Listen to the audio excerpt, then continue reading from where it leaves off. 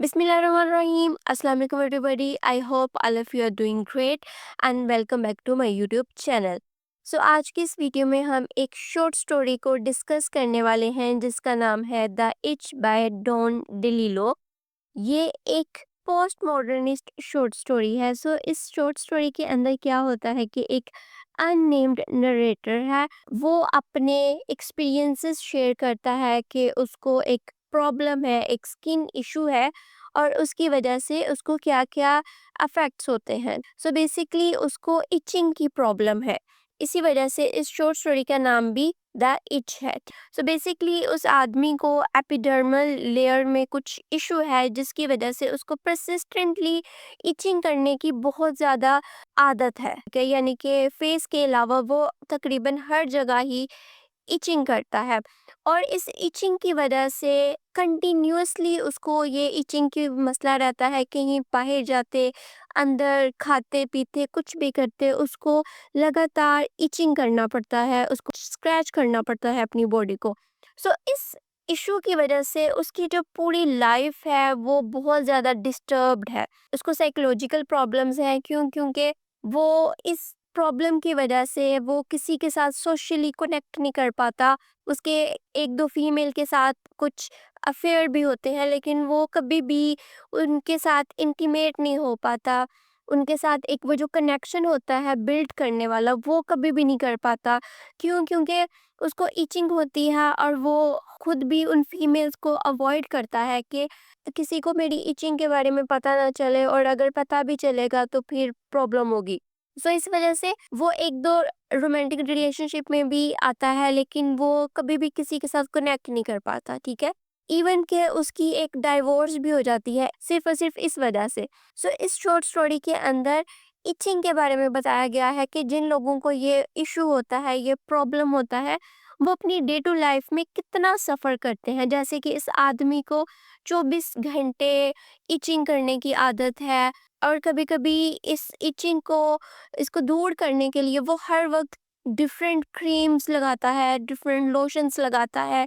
हर वक्त उसके जिस्म के ऊपर इतने ज़्यादा क्रीम्स लगी होती हैं, लोशंस लगे होते हैं, ऑयल्स लगे होते हैं ताकि उसको अपनी स्किन को मॉइस्चराइज रखे, ताकि उसको इचिंग ना हो. लेकिन फिर भी उसको होती रहती है और बार बार कपड़े चेंज करना और डिफरेंट मसाइल का उसको सामना करना पड़ता है. जैसे कि वो स्किन स्पेशलिस्ट के पास भी जाता है और वो उसको एक इतनी लंबी लिस्ट बताती है कि तुमने ये इंग्रेडिएंट्स जिन शैम्पू में, सोप्स में, लोशंस में ये चीज़ें हैं, तुमने उन चीज़ों को अवॉइड करना है, ये खाने पीने में एहतियात करनी है, इन चीज़ों से तुम्हें एलर्जी है.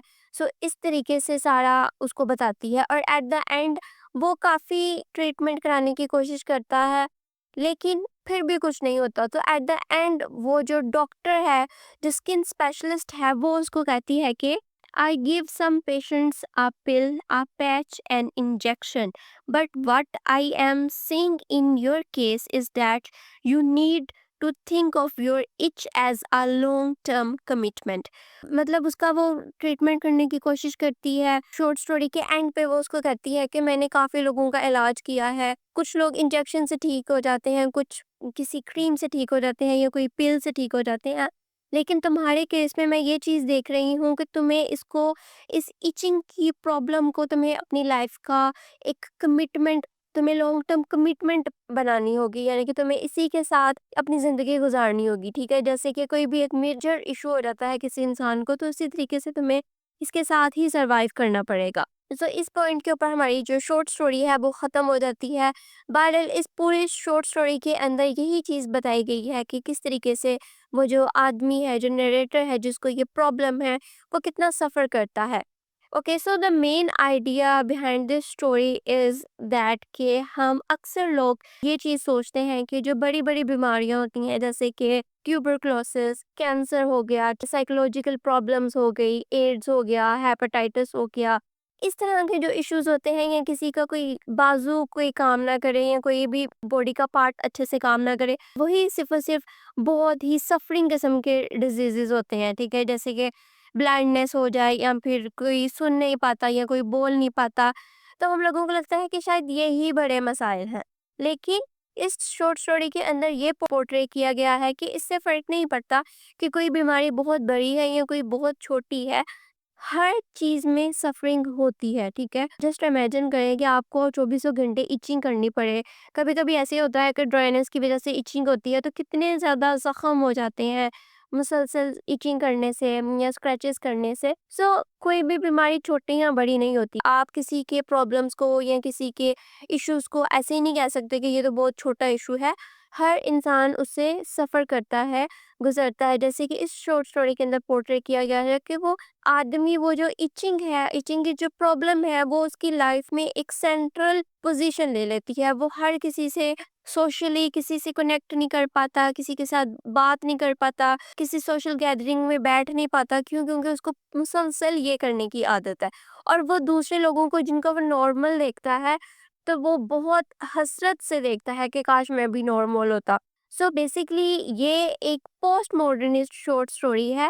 Post modernist point of view سے دیکھیں تو بیسیکلی اس کے اندر گرینڈ نیریٹیو کو چیلنج کیا گیا ہے، ٹھیک ہے؟ آپ دیکھیں کہ ہسٹری میں جتنے بھی بڑے بڑے رائٹرز ہیں، ان کو جو مسئلے ہوئے تھے، ٹیوبرکلوسس، کینسر، اس طرح کی جتنی بھی استھما، اس طرح کی جتنی بھی پرابلمس ہوئی ہیں، تو ان کو بہت زیادہ رومانٹیسائز کیا جاتا ہے. اور اکثر یہ جو چھوٹی چھوٹی بیماریاں ہیں ان کو ٹوٹلی نیگلیکٹ کر دیا جاتا ہے کہ جیسے یہ کوئی ایشو ہی نہیں ہے، ٹھیک ہے؟ اس شارٹ اسٹوری کے اندر اس چیز کو چیلنج کیا گیا ہے کہ ارسپیکٹو آف دیٹ کہ آپ کو ایک بڑا مسئلہ ہے یا چھوٹا مسئلہ ہے، مسئلہ مسئلہ ہی ہوتا ہے، ٹھیک ہے؟ ہر کسی کی پین پین ہی ہے. اٹ ڈزنٹ میٹر کہ کسی کو زیادہ ہے یا کسی کو کم ہے، ہر انسان سفر کرتا ہے.